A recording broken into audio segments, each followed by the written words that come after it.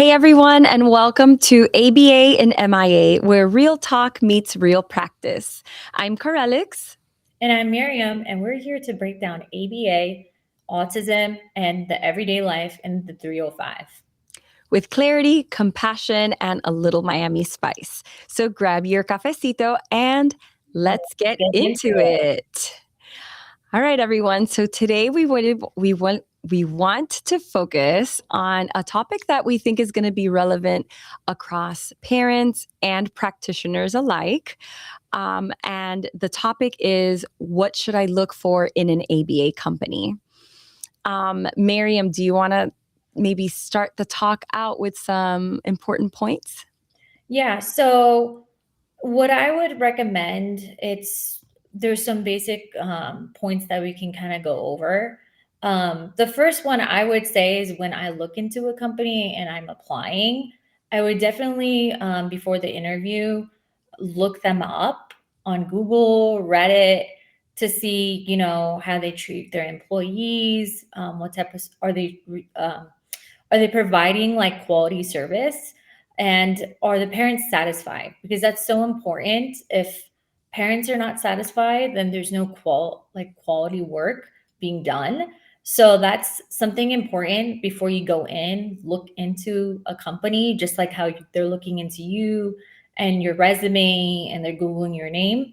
That's very important. Also, recommendations. If you get a referral by one of your friends and they say it's a great company, I highly suggest you looking into that company, because if your friends or someone you know is happy and they haven't said anything, bad about the company, or they show unhappiness, then you'll know, like, okay, this might be a good fit for me. The other thing that I would want to mention is your caseloads. That's very important. So, like, what are you looking for when you are working for an ABA company? Do you want something full time? Do you want something part time? I would highly think about like what your caseload would look like if you're burnt out. Like if you're on, like, I would say more than 6 or 7 cases, then that means it's a little overwhelming and too much for you, depending on how many hours you get. So if you're getting at least 30 hours to 40 weeks, and that's pretty good if you want to be full time. But if you're working more than that and you're not getting overtime, you're just being overworked. So that's something I would keep in mind. What type of hours you're looking for. You don't want to be overworked either, because working with children with autism, it's a lot of work, and you really need the energy to work with these kids, because they will feel your energy and they'll know that you're burnt out. So they're going to test you, and they're not going to be happy, and you're not going to be happy.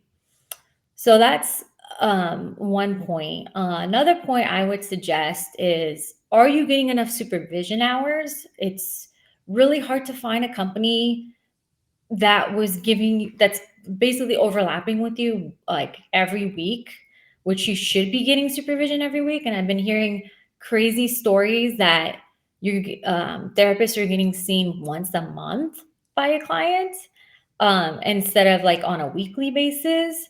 I would look into a company that focuses a lot on supervision and weekly trainings or meetings. At least have like once a month meetings, just discussing cases, or just in general, like, any concerns that you have or any training opportunities they give you. That's very important. So look into how many hours of supervision you'll get.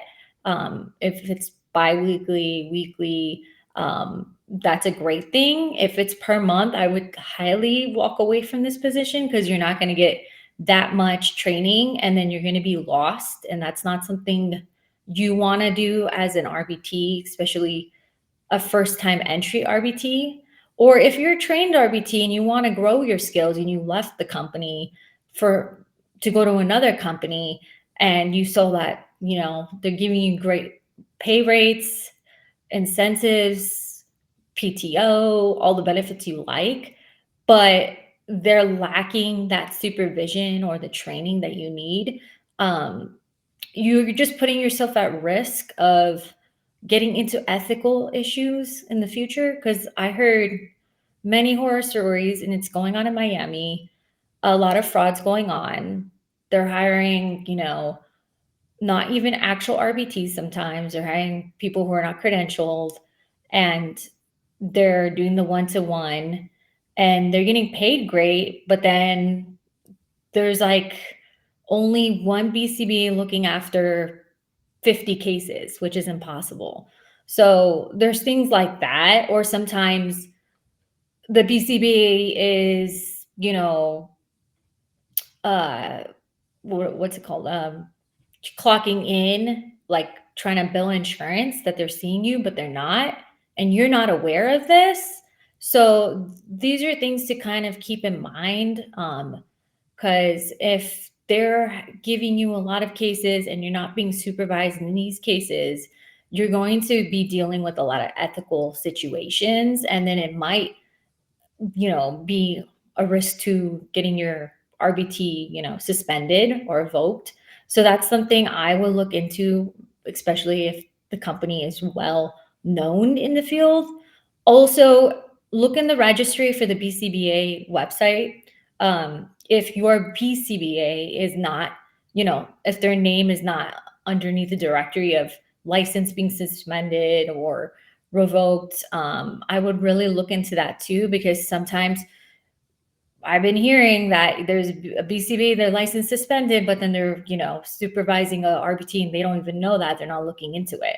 So that's another thing to really be very vigilant on. And I think that's pretty much so far about the supervision training. What about you, Corellix? What do you think? Yeah, I mean, I definitely agree with what you're saying with regard to supervision quality. I often interview potential RBTs for Lotus who are coming over from other agencies, and they raise that concern during the interview process. They were like, they commonly say they don't feel like they were supported or supervised frequently enough by their former supervisor. They don't feel well equipped to handle their current caseload. And so I definitely think that's something that is very sensitive in this world of ABA and autism.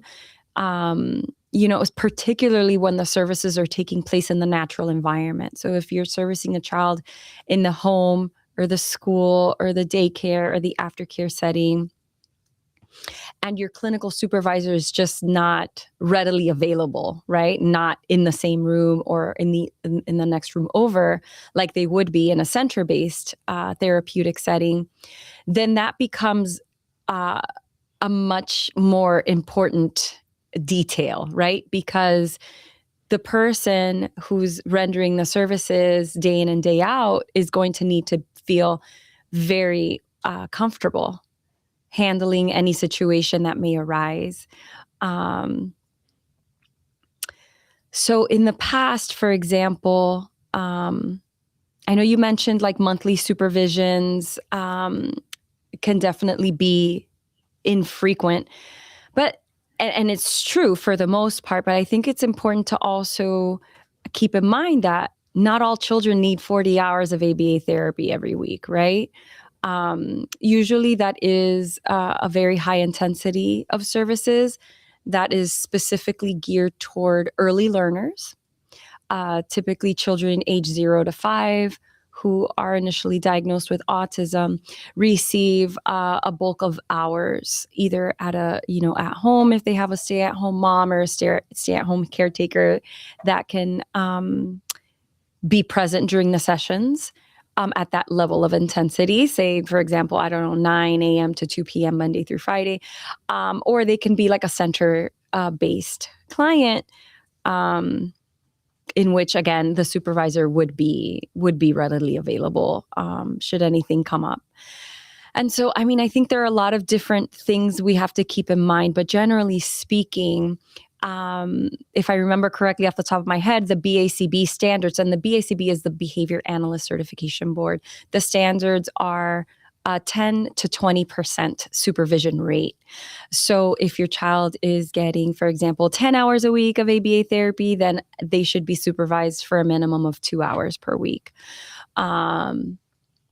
So that's definitely something important to keep in mind.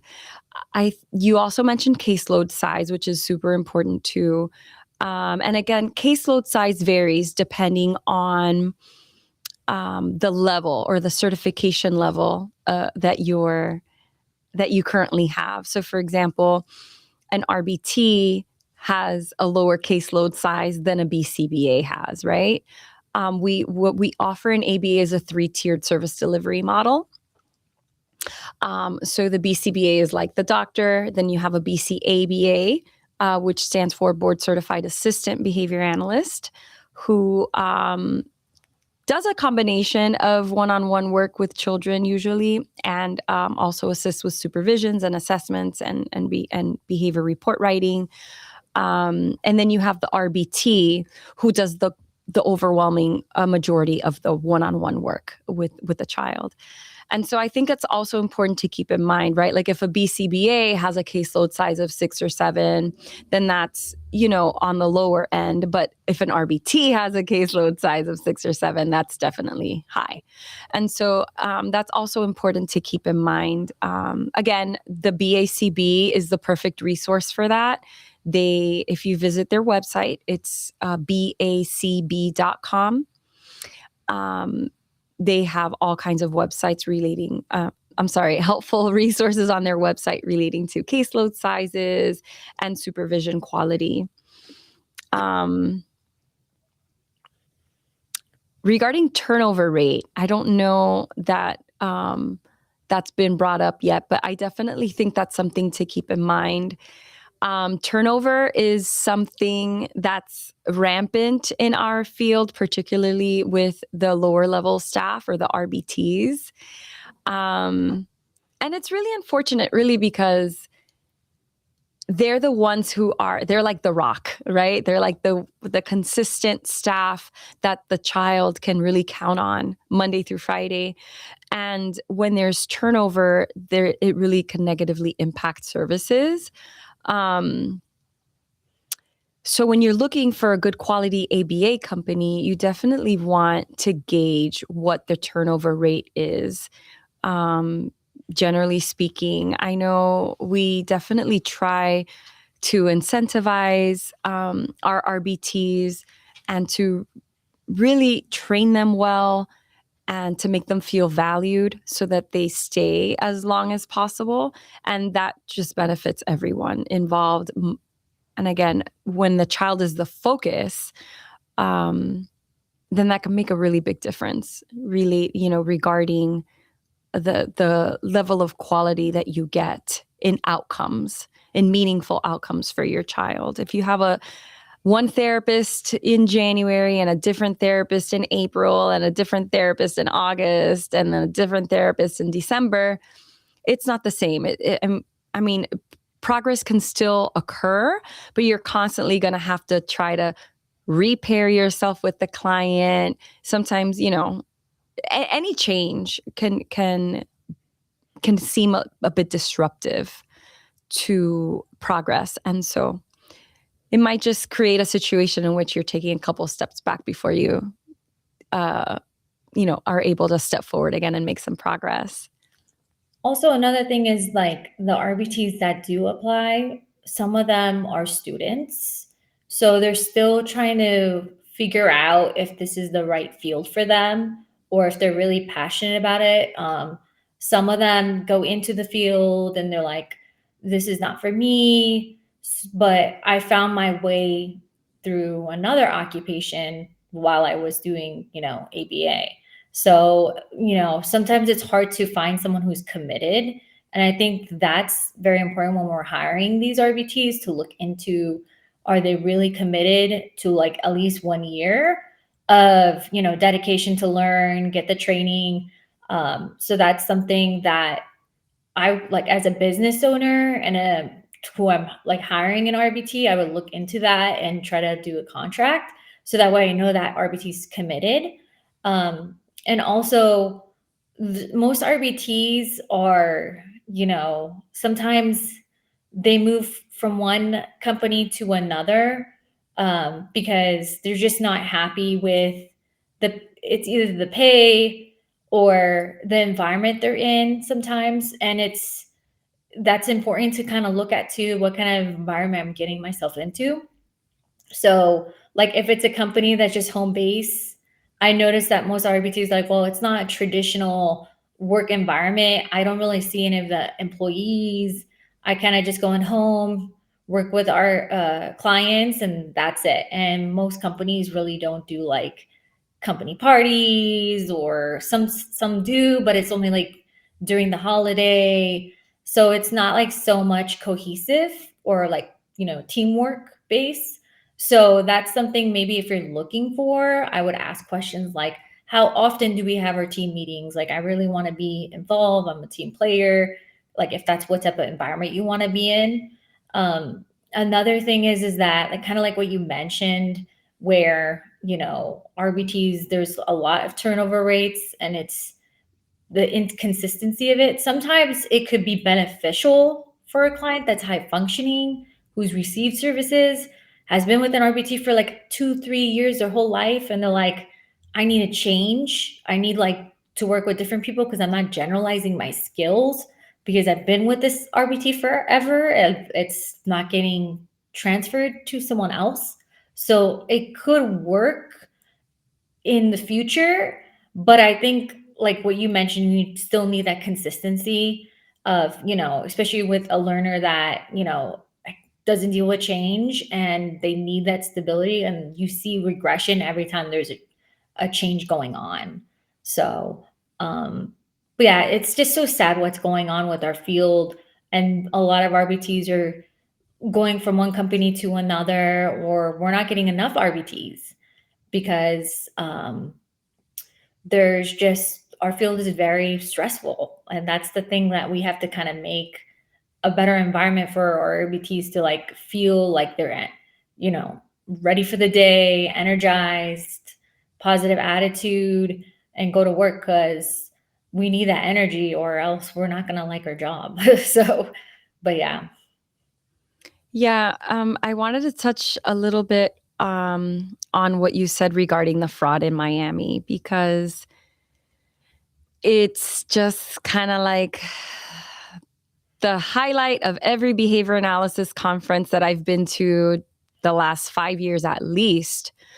And I just hear all kinds of crazy stories. Like, for example, I think it's a well-known fact that some insurance carriers don't require the supervisor on the case to even be board certified, right? So I think that's probably the first thing we should have talked about at the beginning of this talk is, ideally, you want to have a supervisor for your child, or you want if you're an RBT, you want your supervisor who's going to be guiding you on the case to be a board certified behavior analyst. You want them to have the BCBA title. That is, the cream of the crop, the high standard in our field. And again, you can always look up any certificate on the board website, BACB.com. You just type in their name and it's that easy. But yeah, I wanted to touch on the fact that, Miami is the hub for fraud, South Florida, Miami-Dade County. And, not only is it embarrassing, but I really feel like, the wonderful work that we do and that we pour our hearts into is kind of just like being washed away by a lot of bad players in the field of ABA. And again, a lot of RBTs are trying to enter the field, right? Very well intended. And so naturally, they apply to 3, 4, 5, 6 different companies all at the same time.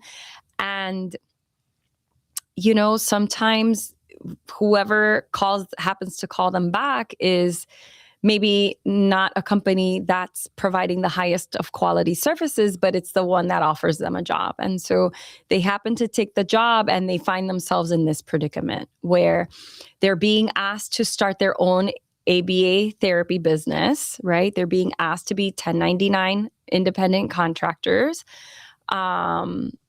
Where at this point, the board came out years ago, I would say maybe 5 years ago, and stated RBTs should not be 1099 contractors, right? They should be W-2 employees. They shouldn't have their own businesses. They shouldn't be asked to form their own LLCs. And so that's something that behavior analysis companies should really be taking seriously in 2026. And if you're still coming across that, that HR person who's trying to hire you and is asking where your EIN number is, then that's a red flag, right? You shouldn't be a 1099. You should be hired as a W-2 employee, and you should be supervised by someone who has a master's level courses in ABA and who is certified by the board, who passed the exam, who has 2,000 hours of supervised experience and have all these rigorous accolades to back their practice, because that's the person that you want to be learning from. Ultimately, that's going to set your career up for success. Yeah, it's key that parents know this too, because a lot of RBTs are very friendly with parents and they built this relationship of trust. And so if that RBT leaves the company or is not happy with the company, then the parent will be like, okay, well, how about this? You provide my kid one-to-one, we won't let the company know, and we can, work together and I can try to pay you, or you can go through insurance, things like that. They try to accommodate them. And sometimes I know you got a call one time where an RBT called you and said, hey, I have a client. I just need to be supervised like one time a month or something. And yeah, like this is my client. I'm doing the one-to-one ABA. And that's kind of scary. Like you have a client this whole time and you're doing one-to-one, you're not being supervised. And, they've built this relationship with the parent. And so I'm like, it's just crazy that like ethically they know that's incorrect. And that's another thing to like keep in mind. You're not allowed to have a client if you're an RBT and you're doing only one-to-one. Just want to clarify. There are so many things about all of this fraud that I'm so confused about. Like, how do you even have a client if you technically, like, you're not supposed to be working independently? How would a family even go to you for help if you can't write a behavior plan, if you can't do an assessment, if you can't make any, protocol modifications? Like, I don't really understand how it works. And I sometimes hear that parents are involved in some of the fraud too. So I'm just like, look, honestly, I'd rather just stay in my lane. Because sometimes, like, the more I hear, the less I want to know. But wild and crazy things have been happening in Miami. I heard one time somebody said, like, if you pay me $7,000, I'll just give you a board certificate. And I was just speechless, right? Because the amount of harm to our field in general and to the children whose progress and whose lives are at stake is, I mean, it's immeasurable, really. Yeah. What else? Oh, I think another thing that I think we should talk about is hours. I guess I kind of touched upon it before. The fact that, some kiddos get 40 hours of ABA a week, and we have some really high functioning kiddos that just get 2 hours a week, right? And they still make excellent progress. They still have a lot of goals that we work on.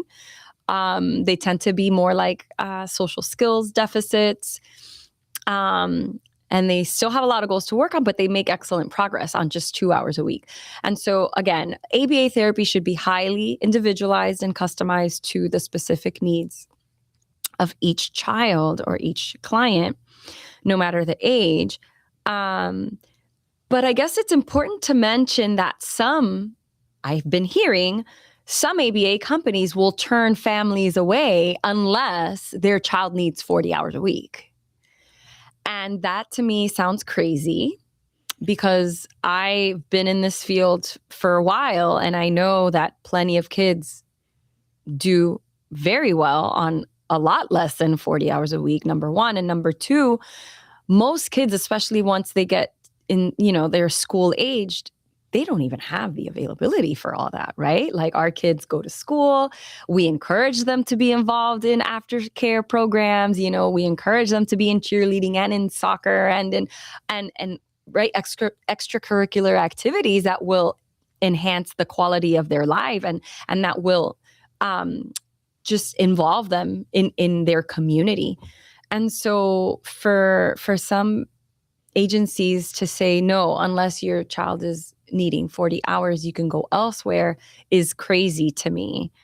Yeah, and the kids are just so small. Like 2 to 5-year-olds, like they're so small, they need their nap time. And then the whole time when you're having those 40 hours, they're throwing a tantrum because they're tired, you know. They don't have the energy to just it's like a job for an adult to do. So imagine a little kid being worked for 40 hours a week. That's just overwhelming for them. Sometimes it sounds great on paper and it's proven. There's just the studies, but at this point I think you should just assess it. Like, just because you have so many hours, it doesn't mean that it's going to be quality hours. So some kids work better with less hours and they're not going to have a tantrum behavior because they're not working 24/7 at the table, or and some love doing it and they're able to do it, they can tolerate it, that's okay. So it just all individually matters of that your child and what they're able to handle. And for little ones though, like I think honestly it's just overwhelming. And that's why even insurance companies call me and say, hey, are they getting a break in between their therapy sessions, because they have 35 hours of per week, and there's certain like break times that they should get between the morning and the afternoon. So there's ways to balance it, but it all depends, like you said, individualized depending on your child and what they need. So yeah, I think that's a really good point. But again, I want to kind of circle back to the individualized treatment portion, right? Because sometimes there are young children that don't need a nap, right? But they still might really need a break, right? Like ABA therapy is not babysitting. And I feel like a lot of these fraudulent ABA companies are doing a lot of quote unquote glorified babysitting. It shouldn't be a passive thing. We shouldn't, it's not like, oh, they help to feed my child or bathe my child right? It's not respite care. It's not like being a nanny, and it's not being a teacher, right? Like we shouldn't be in school focusing on academics or things like that.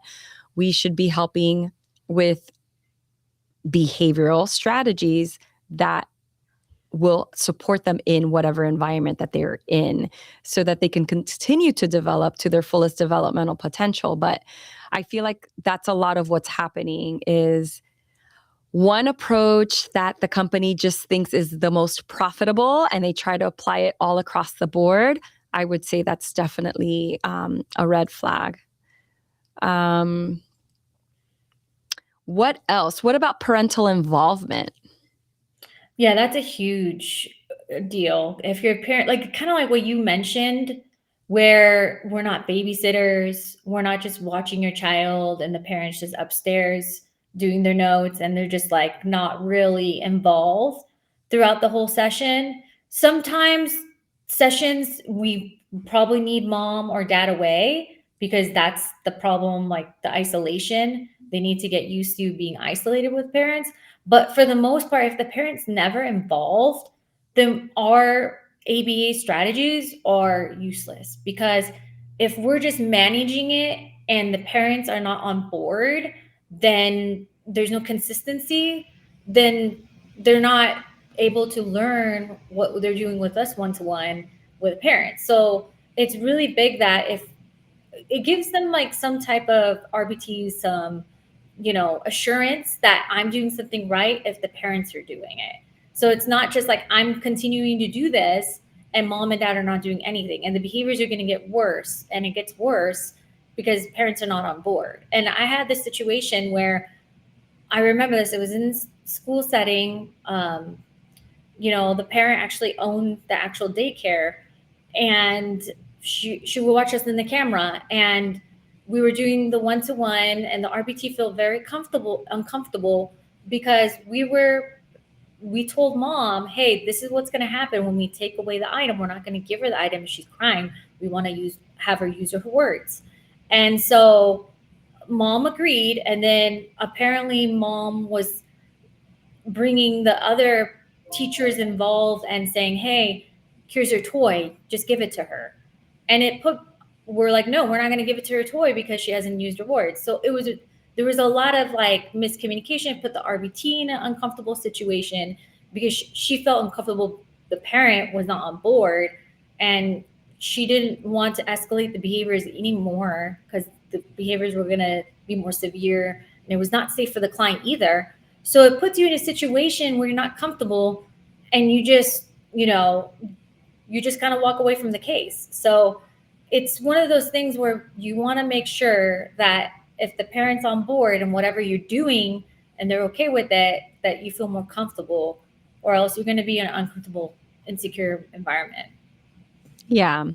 So I think the takeaway here is that, high quality ABA companies will set the tone from the beginning of therapy that parental involvement is going to be crucial to their child's success, and can really build it in on a consistent basis, whether it's weekly or monthly, in person or via telehealth. It's important to be flexible with parents because parents are very busy. But at the end of the day, we do have to show that parental involvement is happening, that learning is happening with parents and not just with the client. Insurance carriers want to see that. And ultimately, it's going to be what's best for the family anyway, as far as long-term outcomes are concerned. But I think we could probably wrap up here. What do you think, Miriam? Yeah, hopefully we've answered all your guys' questions. These are great questions to ask companies when you're getting hired. And we will see you guys next time. Coffee in hand and heart in the right place. Bye. Awesome. See you guys next time.